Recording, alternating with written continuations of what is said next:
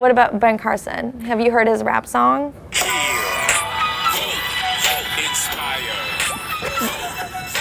Last year, 18 to 34-year-olds surpassed baby boomers as the largest generation in the United States. Millennials. Millennial generation. Millennials. Companies are specifically targeting millennials. And with the election quickly approaching, presidential hopefuls are doing everything that they can to appeal to them.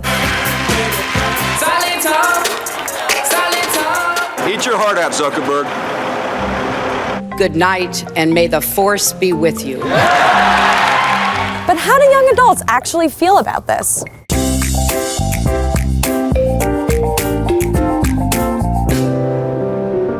The political season is about to formally kick off here in Iowa, and young people are eager to hear politicians talk to them. But what do they want to hear? We came to the Des Moines Social Club to find out, and it's trivia night. Light, funky ones, which is gross. These events are all about getting Iowans with different opinions and interests into the same place. Zach is a board member, and he helped organize tonight's event. We create community through the arts. So how do you take two different people who would never otherwise socialize together, put them in the same room at the same time? And that's what's great. I mean, why stay at home and just type it into your phone when you can actually, meet somebody, have that conversation, and possibly make a new relationship? Have you seen Hillary's Snapchat, though? I have not. Do you want to see it? Sure. Have you heard Ben Carson's rap song? What? And what about Ted Cruz, his Simpsons impressions? Did you see that? I did not see that. Do you want to see it? Sure. Okay. Let's see it. Idly ho, neighbor. Oakley dokley, neighborino. Oh, that's pretty awesome. He does a great Mr. Burns. And support Ben Carson for our next president and be awesome. America became a great nation. We're going the whole song? I'm just chilling in Cedar Rapids. I like it. I think it's funny. Come on. Let's be real. That's just kind of cringeworthy, right? Do you feel like you would be more likely to vote for Hillary given how great she is at Snapchat? No. Don't come up with dumb hashtags. I don't like being talked down to. I think they should appeal to young people like they would appeal to anyone else, like with their policy positions, with their views on the major issues. Well, I would certainly take advice on how to Snapchat from her, but as far as her ability to be president, I'd rather evaluate her policies. So that's how you vote? You vote based on policy? I try to.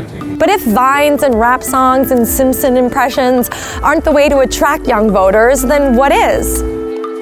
If candidates recognize the situation that millennials are in and treat it with legitimacy, I think millennials respond really well to it. Bree is president of Drake University Democrats. She believes young people actually care about issues. That's why she's helped set up this mock caucus to help prepare students to vote effectively. Really, the main point of this event is not to judge where the Drake University political spectrum is, more so just to be like, here's what you're gonna see, don't be scared, we got your back. So what are the issues that millennials care the most about, you would say? Well, first, I would say our economic situation. I mean, a lot of us, we've grown up hearing the American dream story, that you work hard, you pull up your bootstraps, you'll make it in this world, and a lot of us haven't been able to live it. But I also think a big one is crime policy. And so when we see kids in college being busted for marijuana and being put in jail, whereas Wall Street bankers aren't being busted for, destroying our economy, we see that as an issue. It's great that millennials are concerned with these big issues, but since the 1970s, voters age 18 to 24 have consistently had the lowest voter turnout rates. Bree says the key to turning that around isn't to dumb things down, it's to tackle important issues head on. Do you feel like politicians, respond to the issues that millennials and young people care about? Some of them can do it way better. I consider our generation a little more generous, a little more compassionate than older generations, and seeing politicians that respond to that is not only heartwarming, but it's effective for attracting the millennial vote. If politicians focus less on likability and more on accountability, maybe young people would stop responding like this. Ben Carson 2016. And start responding like this. I